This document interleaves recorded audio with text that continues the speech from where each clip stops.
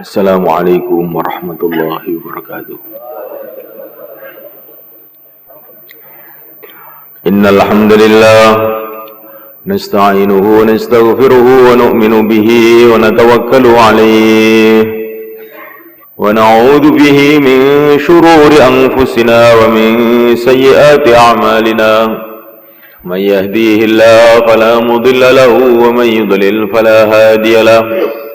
أشهد أن لا إله إلا الله وحده لا شريك له وأشهد أن سيدنا ومولانا وحبيبنا محمدا عبده ورسوله اللهم صل وسلم وبارك عليه وعلى آله وأصحابه والتابعين لهم بإحسان إلى يوم الدين أما بعد وقد قال في كتابه الكريم والذين جاهدوا فينا لنهدينهم سبلنا وإن الله لمع المحسنين. Hadirin dimuliakan Allah SWT.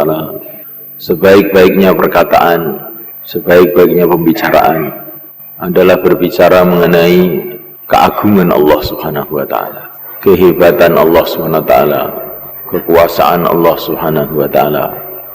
Karena bicara mengenai keagungan Allah SWT ini merupakan zikrullah, mengingati Allah. Wala zikrullahi akbar. Zikir kepada Allah adalah sebesar-besarnya amal. Dibicara mengenai keagungan Allah ini sudah merupakan doa. Dikatakan para ulama, kalau seseorang itu memuji Allah dengan menyebut asma Allah, Ya Karim, Ya Karim, Ya Allah yang maha dermawan, yang maha mulia, sama saja dengan dia ini minta kepada Allah SWT. Maka baginda Nabi SAW mengatakan, afdhalud du'a Alhamdulillah.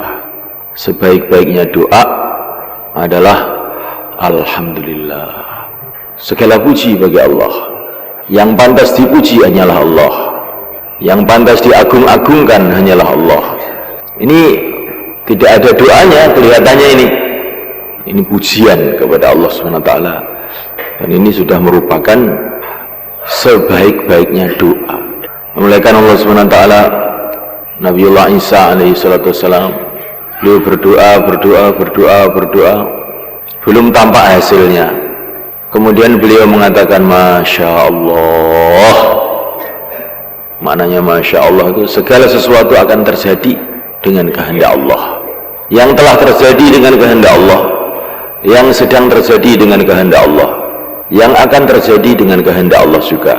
Tidak ada perkara terjadi kecuali dengan kehendak Allah, kecuali dengan ketentuan Allah. Maka ketika Nabiullah Isa alaihissalam mengucapkan Masya Allah, maka tiba-tiba langsung hasil dari doa beliau ini ditampakkan oleh Allah SWT. Maka Nabi Isa itu heran. Maka Allah berfirman, Hai Isa, apakah kamu tidak tahu bahwa orang yang mengatakan Masya Allah itu berarti sudah doa segala kebaikan kepada aku. Masya Allah. Jadi sudah mulaikan Allah Subhanahu wa taala berbicara mengenai keagungan Allah Subhanahu wa taala. Ini merupakan zikrullah dan juga merupakan doa kepada Allah.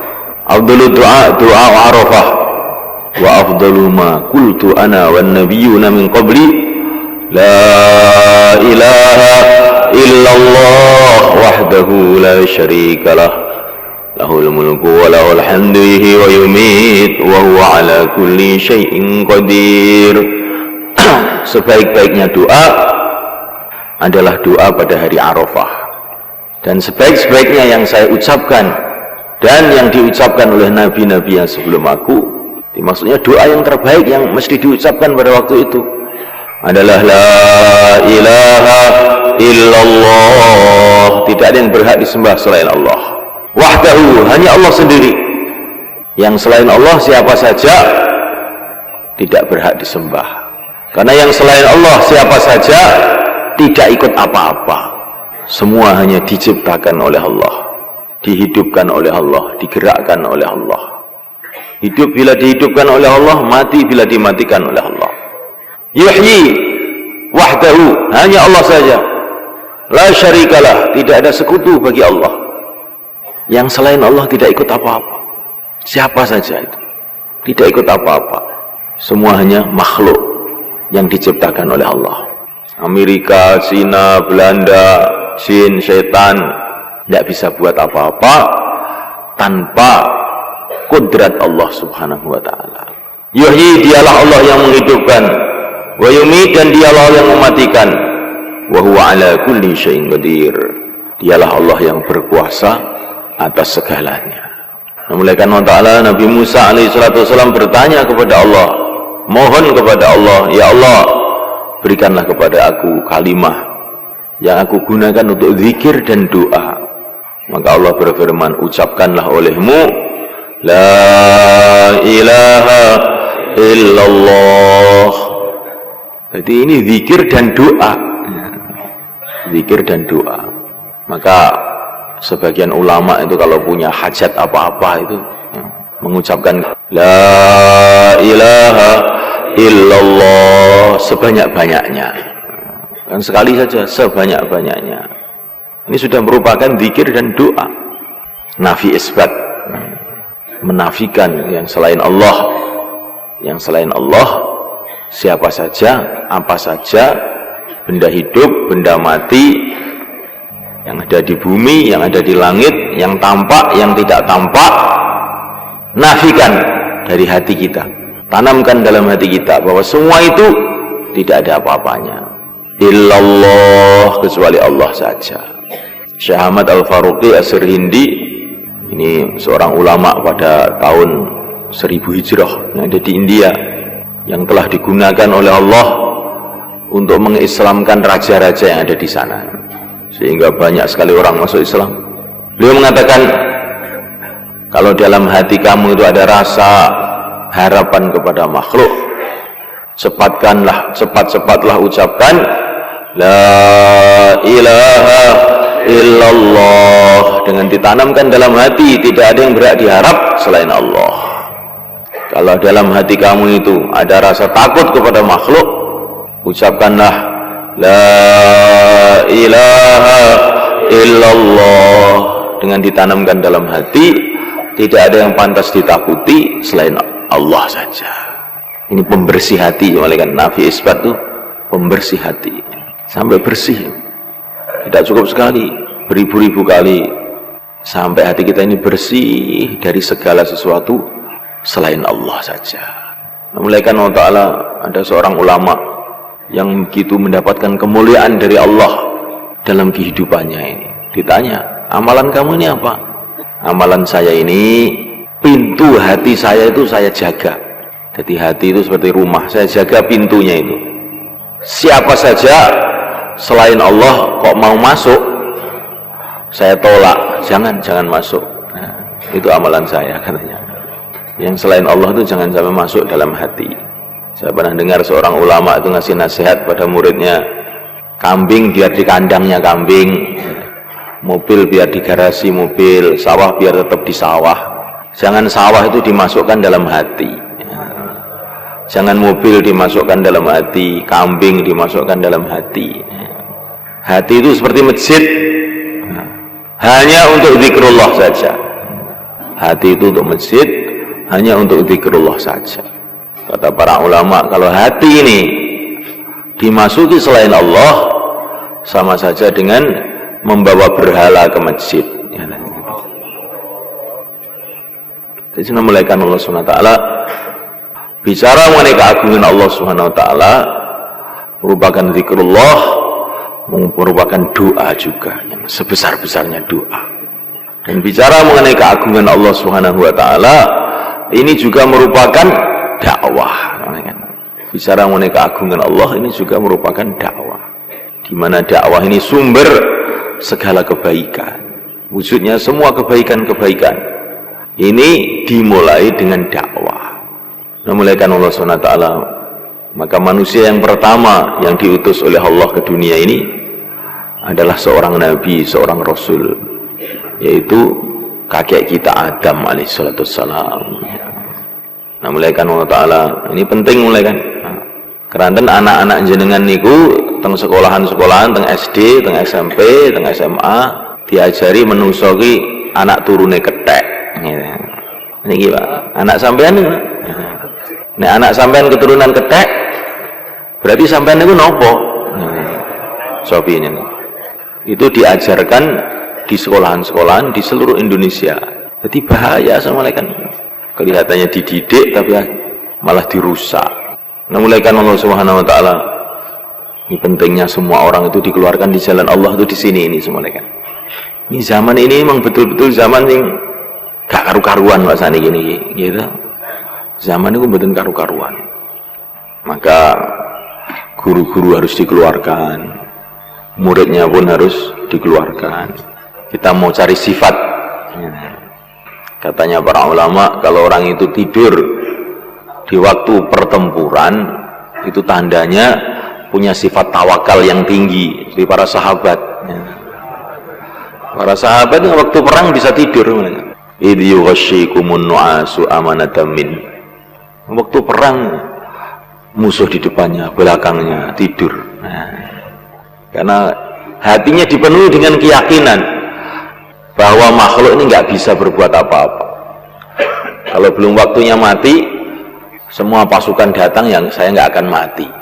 Nah, mulaikan Allah Subhanahu wa taala, ada seorang ulama namanya Hatim Al-Asam. Waktu pertempuran di tengah-tengah pertempuran tuh dia malah turun dari kudanya, kemudian mengeluarkan bantalnya, tidur di lapangan perang itu. Orang-orang heran, apa? Ngelurusne iman, jadi ini. Ngelurusne iman. Nah kita ini film kan ngelurusne budong. Ini Hatim ini enggak ngelurusne iman, jajal piye iman gue. Akhirnya dia tidur di situ. Tengah-tengah tidur, tiba-tiba orang kafir datang menerkam dia. Dia diam aja. Coba apa yang akan dibuat oleh Allah pada aku ini, katanya. Kalau saya belum waktunya mati, pasti saya nggak akan mati. Kalau sudah Allah menghendaki saya mati, akan mati juga. Tiba-tiba musuhnya ini mengeluarkan pedangnya, dia mau dipenggal kepalanya, diam aja Hatim. Begitu mau dipenggal, tiba-tiba ada panah itu menuju lehernya musuhnya tadi. Akhirnya nggak jadi. Oh betul ya. Allah Maha Kuasa ya. Tidak ada yang terjadi selain dengan kehendak Allah. Abdullah bin Abbas radhiyallahu ta'ala waktu melempar jumrah, melempar jumrah itu kan orang itu melempar batu ke satu tempat gitu, sehingga batu itu beribu-ribu batu, berjuta-juta batu berterbangan. Maka beliau ini malah berdiri aja. Tanya, kenapa kamu berdiri aja? Ini saya melihat batu-batu ini loh. Melihat apa? Ini batu sekian banyak kok nggak ada yang mengenai kepala saya, katanya. Karena memang oleh Allah tidak dikenakan ya, walaupun banyak batu ya nggak kena saya, katanya. Saya pernah dengar seorang ulama itu bayan, ada orang jalan-jalan, tiba-tiba itu ada bulanya, bula anak-anak kecil yang main-main di lapangan itu mengenai kepala dia, blang. Maka dia, Allah, katanya dia. Kenapa Pak Kiai? Kok kelihatannya kok apa kesakitan? Enggak. Saya itu heran, katanya. Bola ini kan kecil, katanya. Kepala saya juga kecil. Lapangan ini besar, katanya. Kok bisa-bisanya bola ini kok cari kepala saya itu? Dan saya ini nggak pernah ada masalah dengan anak-anak ini juga. Kodrat Allah ini, kodrat Allah. Jadi namanya orang ahlul iman itu mulai kan di mana saja dapat pelajaran iman, di mana saja dapat pelajaran iman. Tapi kalau orang ini tidak ingat kepada Allah, maka di mana-mana nggak dapat pelajaran. Kita ini mau belajar iman, belajar memahami segala sesuatu itu dari Allah. Jadi semulaikan Allah Ta'ala bicara mengenai keagungan Allah SWT, ini merupakan dakwah, dan dakwah ini sumber dari segala kebaikan. Bila Allah menghendaki kebaikan kepada seseorang, kepada satu kampung, kepada satu bangsa, ini mesti pertama kali itu Allah kirim seorang da'i kepada orang itu, kepada kampung itu. Itu sudah sunnatullah seperti itu. Jadi kalau kita ini ingin tahu Allah SWT itu senang nggak sama saya itu, kalau Allah mengirim dai-dai kepada kamu, itu tandanya Allah SWT senang kepada kamu. Ketika Allah menghendaki kebaikan untuk Sayyidina Abu Bakar As-Siddiq radhiyallahu ta'ala anhu, maka Abu Bakar dipertemukan dengan dai-nya, nabinya dan rasulnya, yaitu yang mulia baginda Muhammad sallallahu alaihi wasallam. Ketika Allah menghendaki kebaikan-kebaikan untuk para tabi'in, maka mereka ditemukan dengan dai-dai, yaitu para sahabat radhiyallahu ta'ala ajma'in. Ketika Allah menghendaki kebaikan untuk orang-orang Ahlul Madinah, maka mereka dipertemukan dengan dai yang mulia baginda Muhammad sallallahu alaihi wasallam. Dan seperti itu sunnatullah. Ketika Allah menghendaki kebaikan untuk orang Jawa ini, maka Allah gerakkan dai-dai ya, untuk datang ke Jawa ini 500 tahun yang lalu. Jadi semulaikan Allah Ta'ala, maka kita ini senantiasa membiasakan diri bicara keagungan Allah, bicara sifat-sifat Allah. Allah itu Ar-Rahman, yang maha pemurah. Semua dikasih kemurahan, namanya maha pemurah, semua dikasih kemurahan. Orang kaya, orang miskin dikasih kemurahan oleh Allah SWT. Orang iman, orang kafir pun dikasih kemurahan oleh Allah SWT. Dikasih hidup oleh Allah SWT, dikasih makan oleh Allah SWT. Ini maha pemurah. Semua dikasih kemurahan, sampai binatang-binatang. Binatang yang paling kecil pun dikasih kemurahan oleh Allah, dikasih rizki oleh Allah. Nyamuk yang paling kecil pun mulaikan dikasih kemurahan oleh Allah, dikasih mata oleh Allah, bahkan dikasih ilmu oleh Allah SWT. Ilmu yang luar biasa, di mana nyamuk itu tahu saja di mana rizkinya itu. Rizkinya adalah di dalam darah manusia, sehingga dia ini tidak henti-hentinya menggigiti orang. Nah, mulaikan Allah Ta'ala, dan nyamuk ini yang kecil ini dikasih kemurahan oleh Allah SWT, sehingga walaupun dia ini dibenci oleh seluruh manusia di seluruh dunia, tapi dia ini tetap bertahan, mulaikan, dia tidak peduli, tetap saja dia datang menggigit lagi, datang menggigit lagi. Walaupun seluruh raja-raja, seluruh dokter, seluruh rakyat tidak setuju dengan adanya nyamuk ini, tetapi bagaimana kudrat Allah, Allah tampakkan nyamuk tetap berjaya di mana-mana. Walaupun disemprot pun masih tetap ada saja. Maka dalam satu majelisnya Khalifah Harun Ar-Rasyid, di situ ada seorang ulama namanya Muqatil Ibnu Sulaiman. Maka waktu itu ada lalat itu hinggap di kepala Raja Harun. Sudah bersih, dihalau, tetap datang lagi, dihalau, datang lagi, digusah, tekoneh, sehingga beliau ini jadi jengkel. Maka beliau mengatakan kepada Sulaiman, Syekh, apa toh hikmahnya Allah menciptakan lalat ini, hanya bikin susah aja ini, ya. Maka Muqatil ini beliau mengatakan, Allah menciptakan lalat ini supaya raja-raja jadi tawadhu. Apa maksudnya? Tidak ada raja di dunia ini yang belum pernah diinjek-injek sama nyamuk ini hidungnya, ya. Supaya raja ini andap asor tawadhu. Masya Allah, malaikat. Karena Allah itu Al-Hakim, yang maha bijaksana. Maka setiap apa yang diciptakan oleh Allah mesti ada hikmahnya, mesti ada hikmahnya. Tapi ada orang yang faham, ada orang yang tidak faham. Ada orang yang tahu, ada orang yang tidak tahu. Allah maha pemurah, Allah maha bijaksana. Tapi juga kita harus tahu bahwa Allah itu maha adil. Dialah Allah Al-Adil, yang maha adil. Sehingga tidak akan disamakan oleh Allah antara yang maksiat dengan yang taat, antara yang kafir dan yang iman.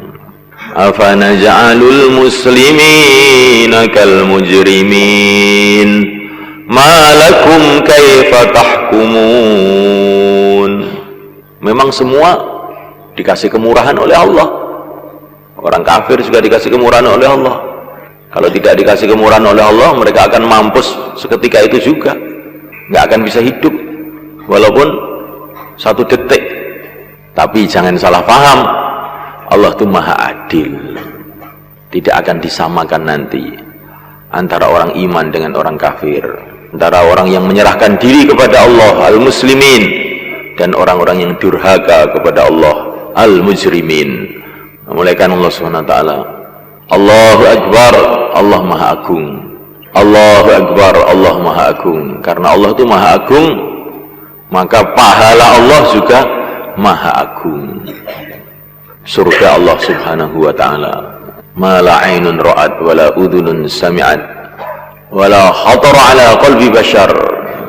Mata belum pernah melihat, telinga belum pernah mendengar, bahkan belum pernah terlintas dalam hati seorang manusia. Saking hebatnya ini, saking hebatnya. Kullama ruziqu minha min thamaratir rizqan qalu hadha alladhi ruziqna min qabl wa utu bihi mutasyabiha. Setiap ahli surga itu dikasih makanan, buah-buahan, maka mereka ini mengatakan, Masya Allah ya, ini buah-buahan seperti kemarin ini, seperti yang tadi ini, enak sekali tadi. Tapi setelah dimakan terkejut mereka, oh ternyata lebih enak lagi ini. Setiap waktu, setiap saat senantiasa dikejutkan dengan perkara-perkara yang menggembirakan. Melihat istrinya, wah, begitu cantik ini istri saya ini, ditinggal noleh sebentar saja terkejut, loh kok sekarang lebih cantik lagi. Masya Allah ya. Sebagaimana manusia di dunia ini senantiasa dikejutkan dengan perkara-perkara yang menyusahkan. Tadinya sehat, tahu-tahu sakit. Tadinya gembira, tahu-tahu susah. Tadinya muda, tahu-tahu yang muda itu anaknya, dia sudah tua. Aku isi enom, sing enom ya anakmu, kamu itu tua. Memuliakan Allah SWT. Bila datang seorang kakek, bila datang seorang cucu, maka seorang kakek akan segera pergi. Paham Mbah? Nek putu niku teko, gitu. Niku berarti mbae arek ndang lunga, gitu. Terus dia, gitu. Niki dawuh Syekh Ilyas niki, nalika Syekh Ilyas niku nampa putu Maulana Harun, putrane Syekh Yusuf niku. Syekh Yusuf, Syekh Ilyas ngendika, nek putu teko berarti mbae wis arep lunga, gitu. Tesundi dak niki ngene cedak. Memuliakan Allah Subhanahu wa taala. Allahu Akbar. Maka pahalanya itu maha besar juga.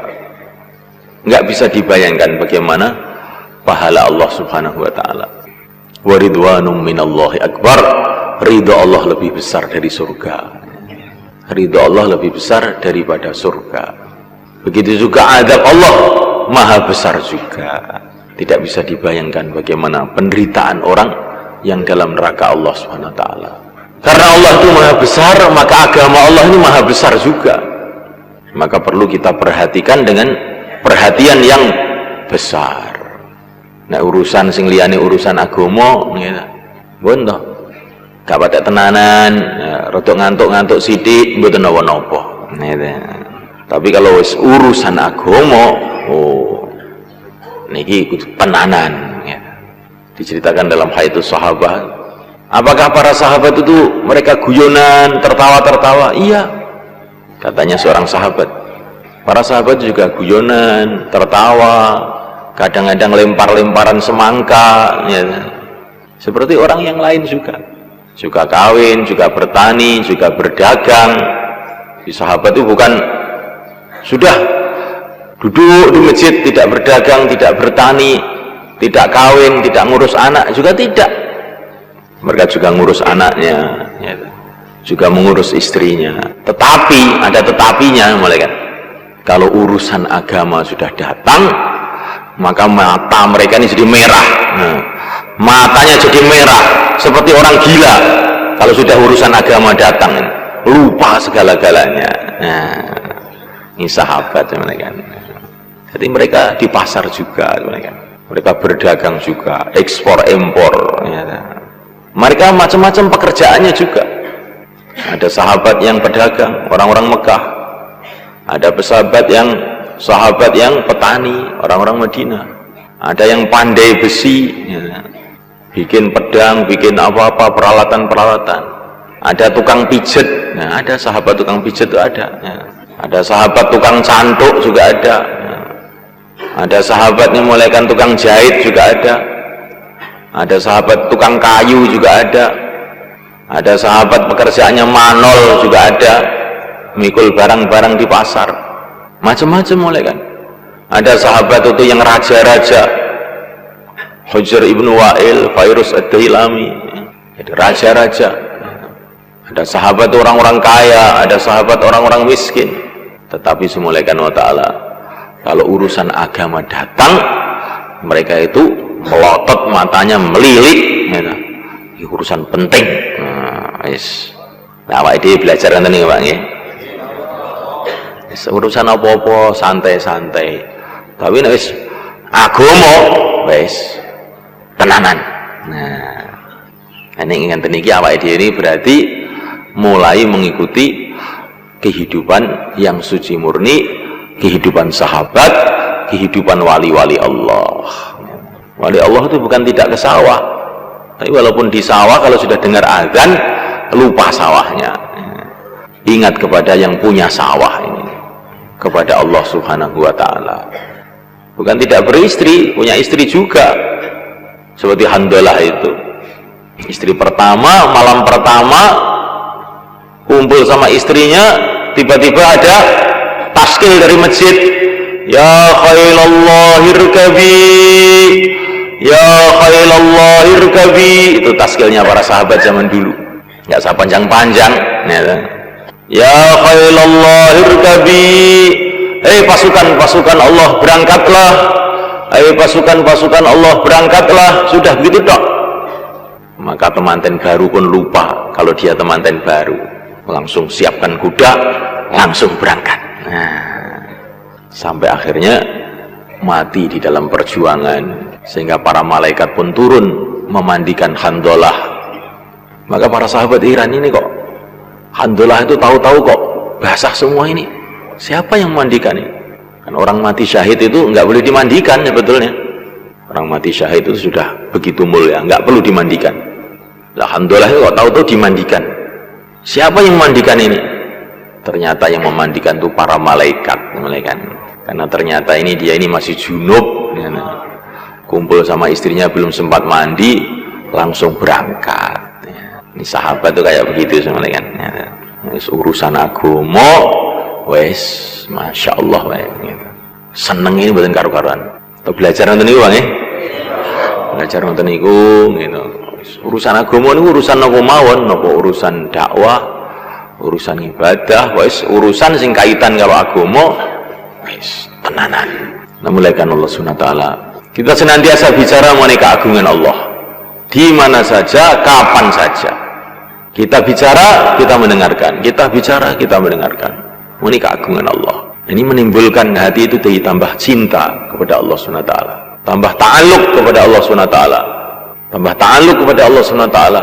Tambah bergantung kepada Allah Subhanahu wa ta'ala. Wa may yatawakkal 'alallah fa huwa hasbuh.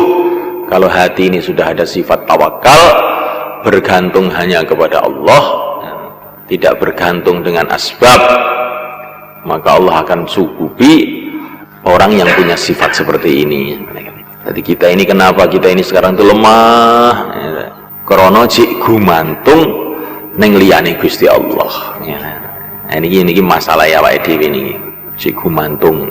Mboten kok gak oleh jadi petani, oleh mawon.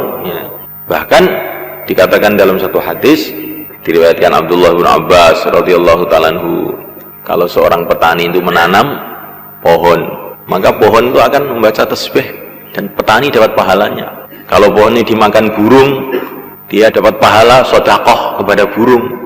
Petani pahalanya banyak ini, masya Allah. Namulakan Allah Ta'ala. Pedagang namulakan Allah Ta'ala begitu juga. at-tajir as-shadiq al-amin yusharu mal anbiya wa syuhada. Pedagang yang benar, bisa dipercaya, nanti akan dikumpulkan bersama para nabi dan para syuhada, para orang-orang yang mati syahid. Pedagang ini juga mulia di sisi Allah SWT.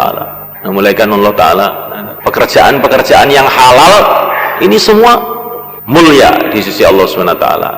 Sampai di Pakistan itu mulaikan, di dalam uang Pakistan tuh, uang rupiah Pakistan tuh, ditulisi mencari rizki halal adalah ibadah. Dalam duit ya, neng duit ditulisi ngono iki.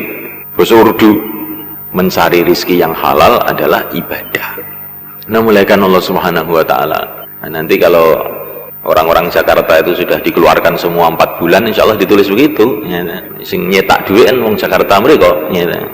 Tapi karena sampean itu kurang sergap teng Jakarta ya, akhirnya gak ditulisi ya. Makanya istimak mungkin dugis doa wae ben duit ditulisi mencari rezeki yang halal adalah ibadah. Nah, dan mungkin ditulisi ngoten niku ya teng Pakistan. Pakistan menteri-menterine metu 4 bulan ya, sing bagian nyetak duit ya wis dakwah, akhirnya duit diganggu dakwah ya. Nah, mulaikan Allah Subhanahu wa Ta'ala. Jadi pekerjaan-pekerjaan ini bagus dan mengandungi pahala kalau kita kerjakan dengan cara syariat. Kalau kita kerjakan dengan cara syariat, bahkan ngumpuli istri pun sedekah, kata Nabi SAW. Wa fi budai ahadikum sedekah. Itu kemaluan kamu itu juga bisa untuk sedekah. Nah, bagaimana orang memenuhi syahwatnya kok sedekah ya Rasulullah, katanya.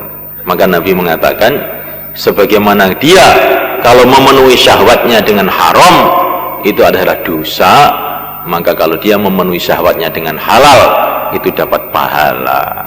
Di pekerjaan-pekerjaan ini asalkan dikerjakan dengan syariat itu dapat pahala semua. Bahkan kita nafkah pada istri kita pun dianggap sedekah juga.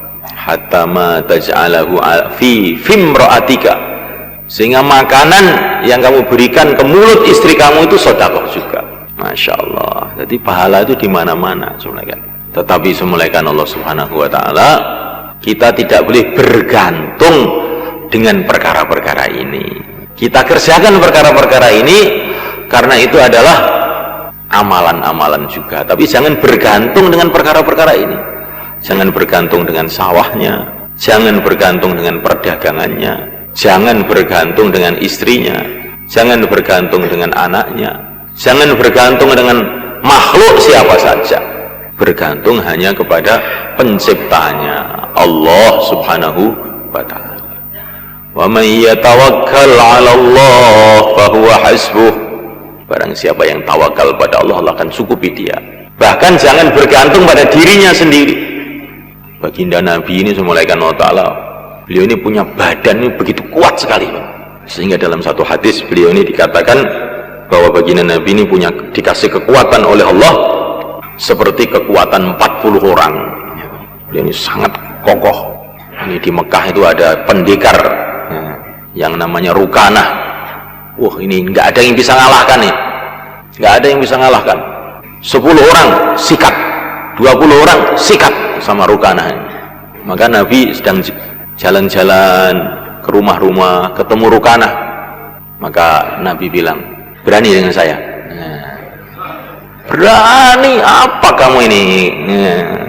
Nanti kalau kamu kalah masuk Islam ya? Iya, kalau kamu saja. Masya Allah, sekali jurus langsung ambruk itu Rukanah. Bangun lagi, sekali jurus ambruk lagi. Wah, hebat juga kamu ini. Masya Allah. Jadi Nabi itu bukan orang yang loyo, Masya Allah. Ngantuan, bukan seperti itu malaikat. Nabi ini orangnya kuat sekali malaikat. Ya, begitu malaikat. Tapi tidak pernah Nabi itu mengandalkan kekuatannya menghadapi apa-apa. Iyyaka na'budu wa iyyaka nasta'in. Hanya Engkau yang aku sembah, hanya Engkau yang aku mintai tolong ya Allah.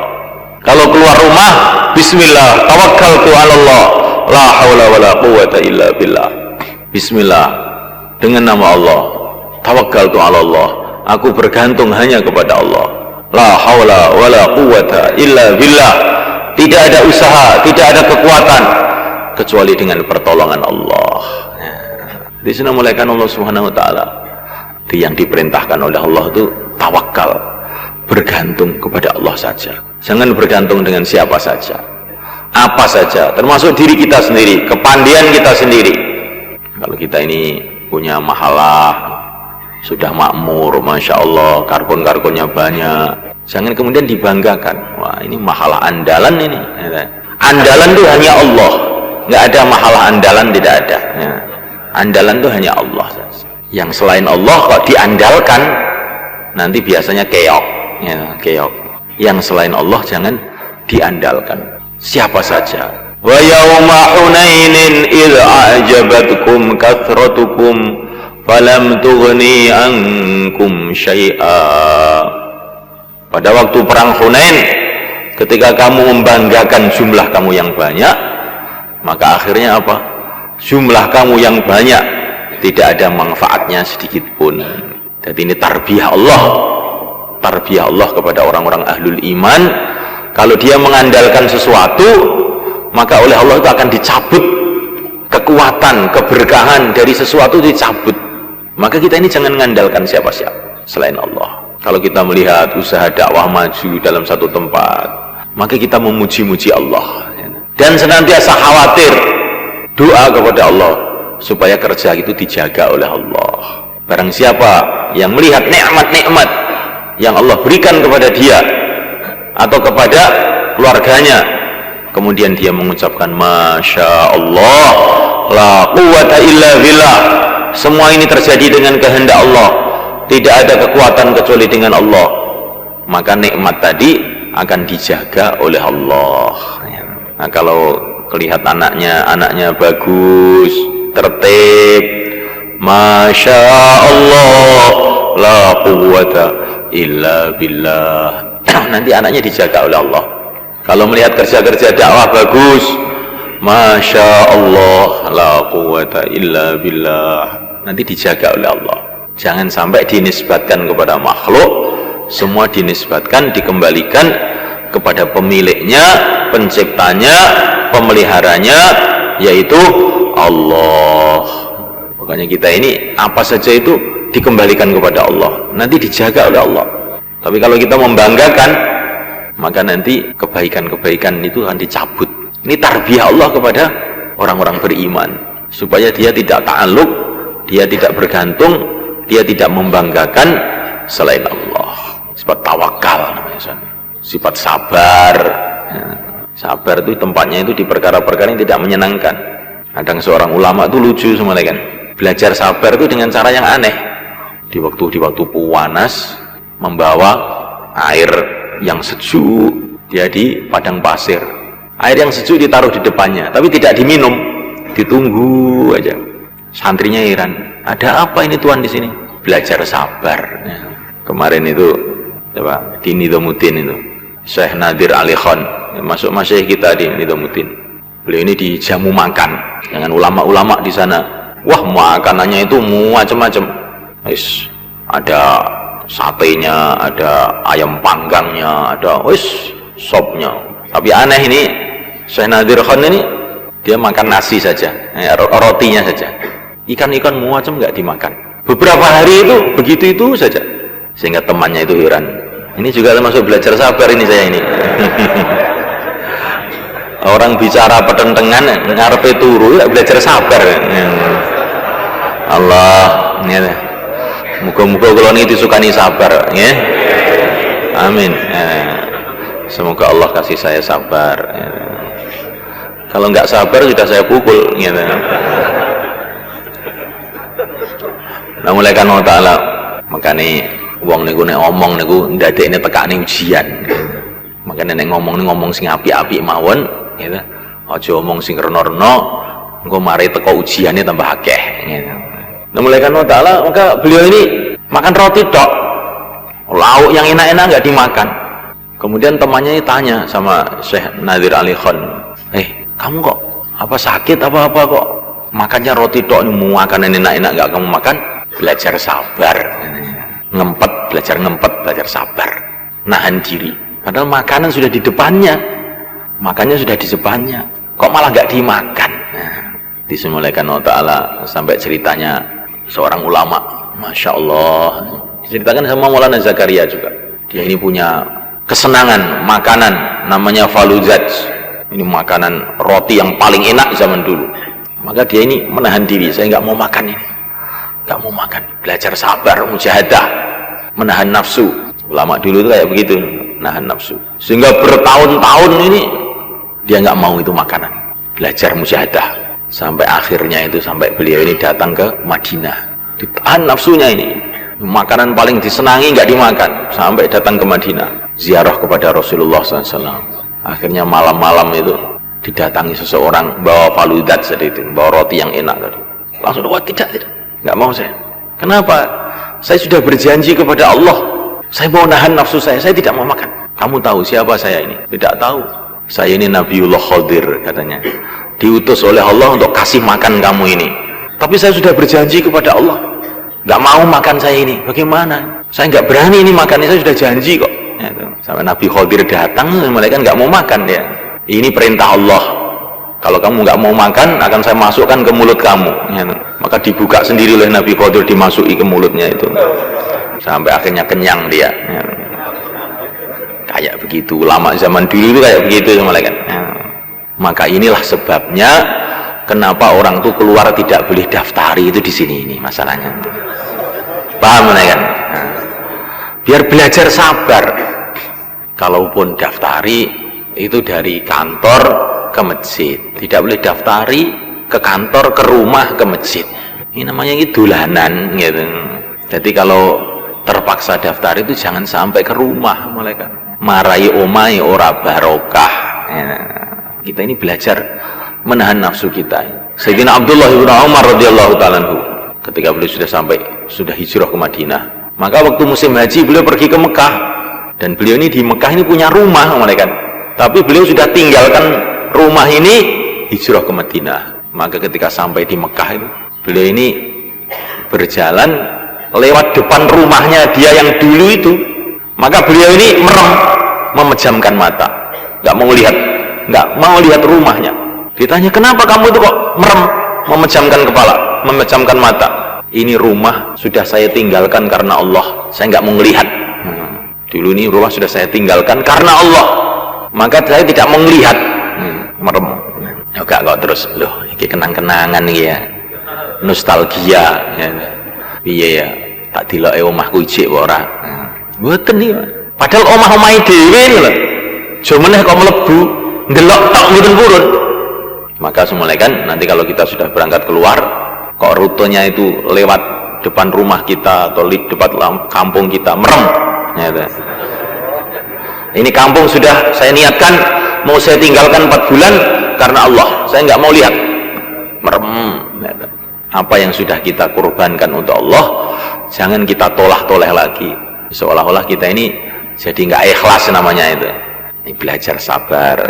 Jadi mboten namung belajar dakwah Pak, yang medal niku belajar sabar. Makanya gak oleh nggo HP. Nggih. Gak oleh nggo HP, rasa telepon. Nek kirim surat oleh. Nek kirim surat oleh, tapi gak usah njaluk balesan. Kirim surat tok wae gitu. Targhib, suruh hidupkan taklim di rumah. Nah, suruh fikir agama, buat amalan. Mungkin insyaallah nek awake dhewe niku ndamel kerja dakwah niki nggih cara sing ngoten niku, mungkin sifat-sifat kita ini berubah. Sifat kita ini akan berubah.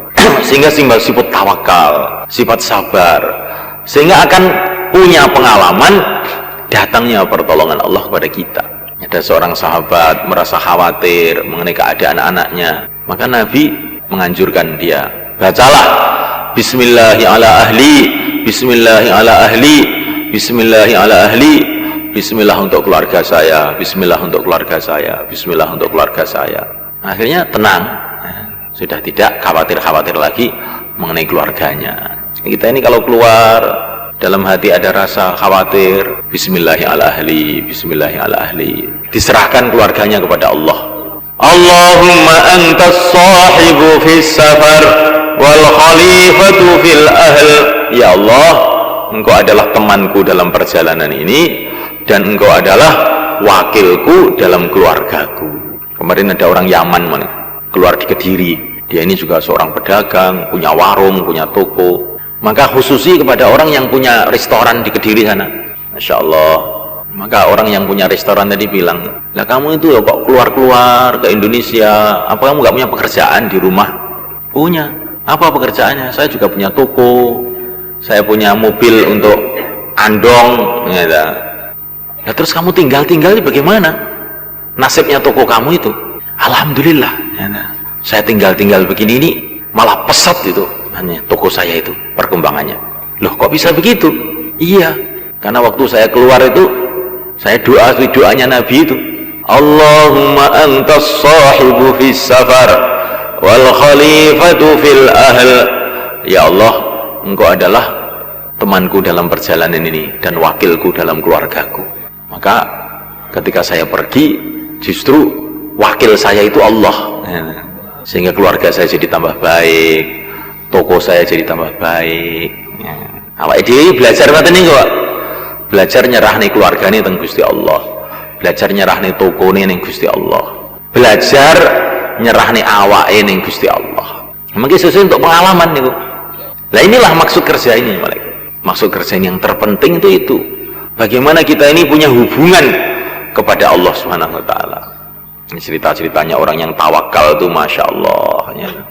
Ulama-ulama zaman dulu tuh punya sifat tawakal luar biasa. Ada ini ceritakan Maulana Zakaria di Mekah, itu ada seorang ulama di zaman penjajahan Inggris dulu. Maka ini pagi-pagi beliau ini gembira, tampak gembira. Nunjenengan kok ketok bunga enten napa to, Syekh? Niki entuk surat keng griya. Surat napa?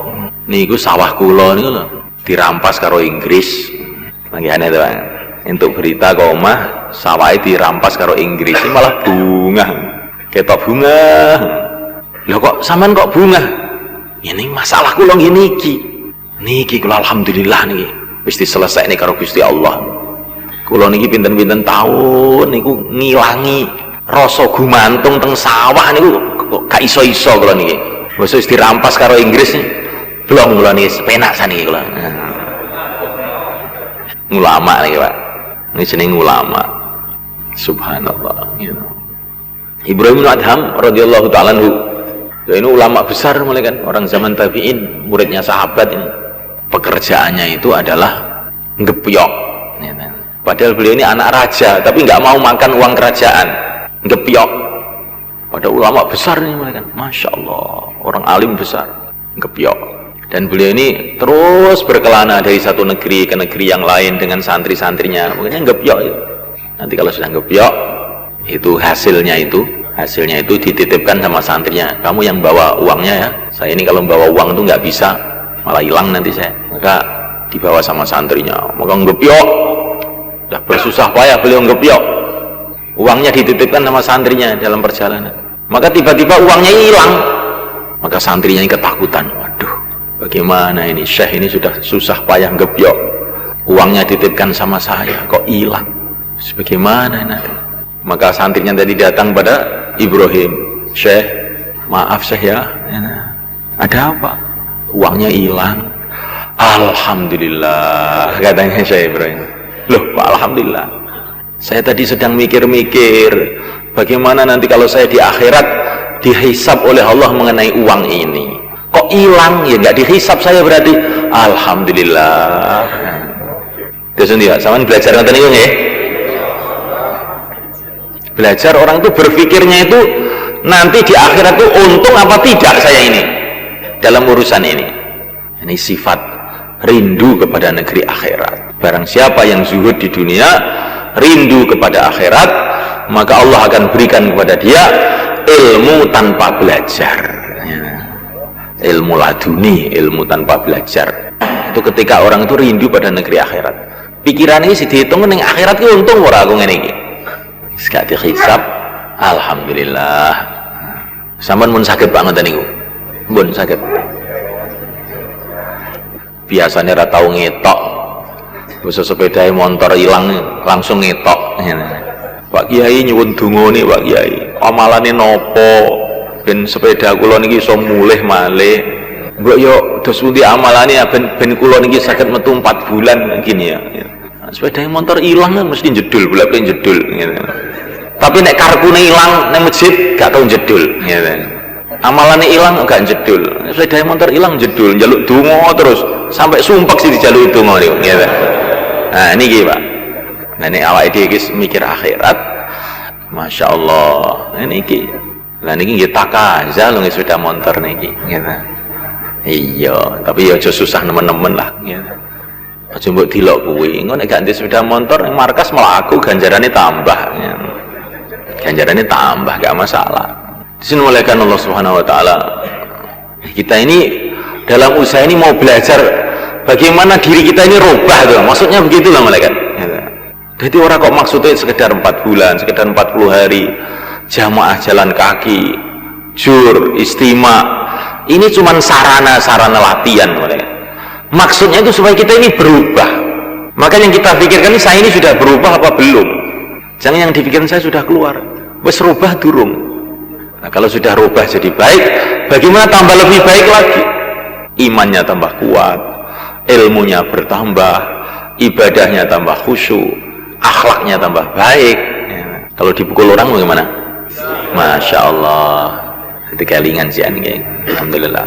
Kalau ditolak orang, hasbi Allah la ilaha illahu alaihi tawakkaltu wa huwa rabbul arsyil azim. Masya Allah. Kalau diterima, subhanallah, alhamdulillah, astagfirullah ya. Latihan ngoten niku awake dhewe ini.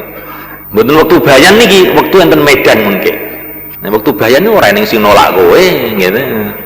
Kabeh ikram markas jajal munggah ning gunung-gunung kono di tempat-tempat sing dereng kenal kali kerja dakwah niki sampean dugi mriko ben latihan ngamalne agama. Namulakan wa ta'ala seorang ulama itu membaca Quran.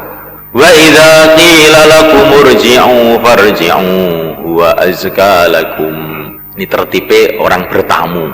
Kalau kamu bertamu kepada rumah seseorang, kemudian tuan rumah itu menolak kamu, irji'u, pulanglah kamu, maka pulanglah, pergilah. Huwa askalakum, itu akan lebih mensucikan hati kamu. Maka ada seorang ulama itu silaturahim, rumah pertama diterima dengan baik ya. Terus silaturahim, sampai setelah dapat beberapa rumah itu ditolak. Assalamualaikum, apa pergi. Nah, maka ulama tadi gembira, alhamdulillah. Teman-temannya heran, kok gembira? Iya, tadi saya tuh baca Quran, kalau bertamu disuruh pergi, suruh pergi, maka pergilah kamu, itu akan mensucikan hati kamu. Ini loh, tadi saya itu silaturahim, niat saya itu biar hati saya ini bersih. Dan untuk membersihkan itu diantara caranya, kalau kita ini diusir itu ridho, ikhlas, itu membersihkan hati kita. Gimana kan? Jamaah kalau diusir bukan masalah, asalkan bagi ikhlas, ridho gak masalah toh. Ya. Sing masalah nek kowe ngamuk kowe masalah ya. Nah, bagi ridho gak masalah ya. Malah ngeresiki hati gitu. Jadi kita ini mau belajar mengamalkan agama itu dengan sebenar-benarnya sebagaimana perintah Allah. Komplit dakwahnya mengikuti perintah Allah, sikapnya di dalam dakwah juga mengikuti perintah Allah. Kalau dakwah ikut perintah Allah kita sudah paham. Tapi kalau dakwah sikapnya mengikuti perintah Allah, nah ini yang kita perlu belajar semula kan. Lebih lagi, Nabi dilempari batu, diusir. Ya Allah, ampunilah kaumku karena mereka belum tahu. Ya, sampean tahu diusir, terus ya Allah ampunilah kaumku karena mereka belum tahu. Wis tahu betul. Mun nate ngeten niku. Sampean jajal malih Pak nggih. Nggih ngeten niku. Ya Allah ampunilah. Tambah sayangnya kepada yang ngusir tadi, tambah sayang. Didoakan ampunan, ya Allah ampunilah kaumku karena mereka belum tahu. Yang namanya dakwah karena perintah, sikapnya pun sesuai dengan perintah. Tapi kalau ini dakwah dengan perintah, sikapnya tidak sesuai perintah, ini namanya tidak sempurna. Sebenarnya tidak sempurna. Seperti sholat itu tinggal salam saja ngentut ya. Tinggal salam itu ngentut. Bagaimana? tidak sempurna sholatnya. Begitu juga kalau kita ini memang di jalan Allah, ikut Rasulullah, sikapnya ikut Rasulullah. Kenapa kamu kok dakwah? Ikut Rasulullah.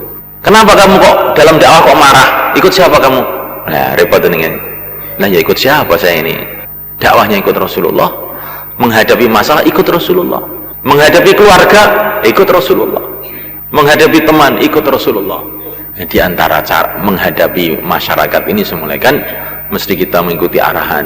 Faman tabi'ani, Nabi Ibrahim ini, faman tabi'ani fa innahu minni wa man 'asani fa innaka ghafurur rahim. Siapa yang ikut saya berarti golongan saya. Siapa yang tidak ikut saya, sesungguhnya engkau ya Allah Maha Rahman dan Maha Rahim, maka ampunilah dia. Ya, maksudnya begitu. Dan ini nek pun ngoten niku awake dhewe dadi dai sing tenan. Wae nek cek mangkel teng tiyang sing nolak niku cek perlu metu 4 bulan malih. Ngene. Kudu diilangi rasa mangkel ini. Tambah sayang teng umat, tambah hari tambah sayang ke umat, tambah hari tambah sayang pada umat, itu tandanya kerja kita ini benar.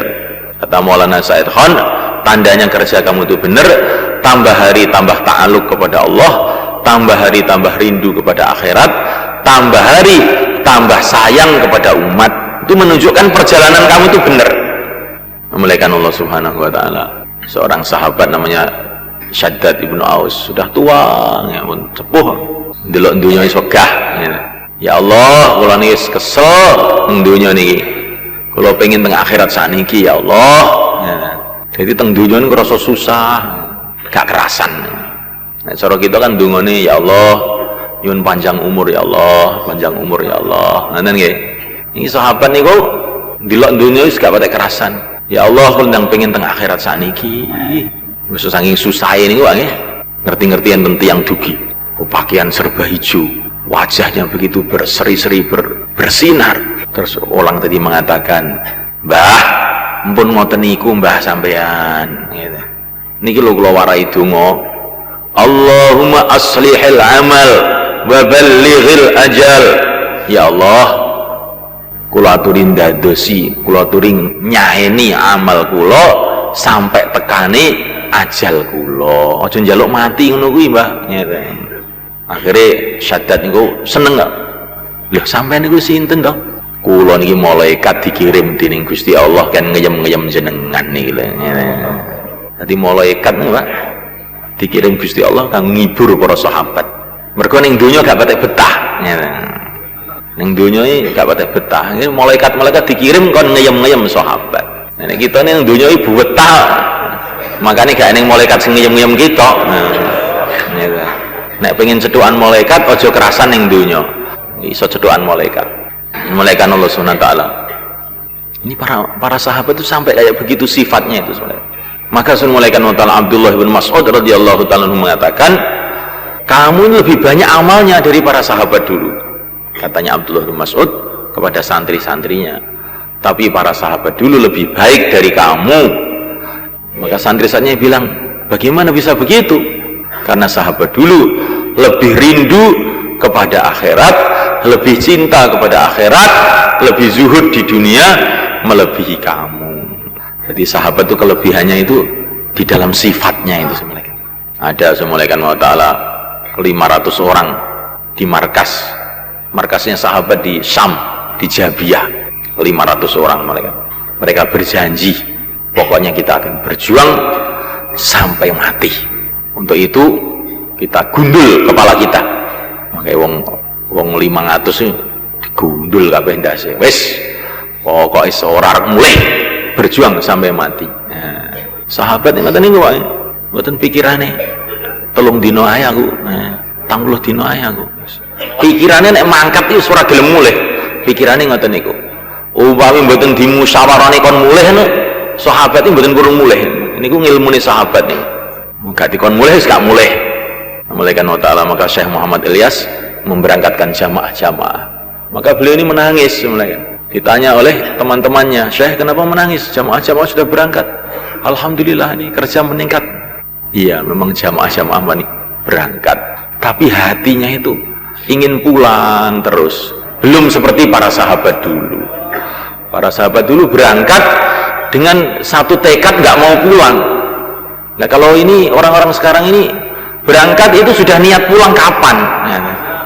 Nah ini yang membuat saya nangis ini. Ya kita ini belajar bertahap-tahap, bukan hanya keluar jasadnya tapi pikirannya, hatinya ini dikeluarkan dari dunia ini, sehingga kita ini semulaikan mendapatkan kefahaman agama yang sempurna. Qamarun, qamarun, qamarun sidna nabi, qamarun.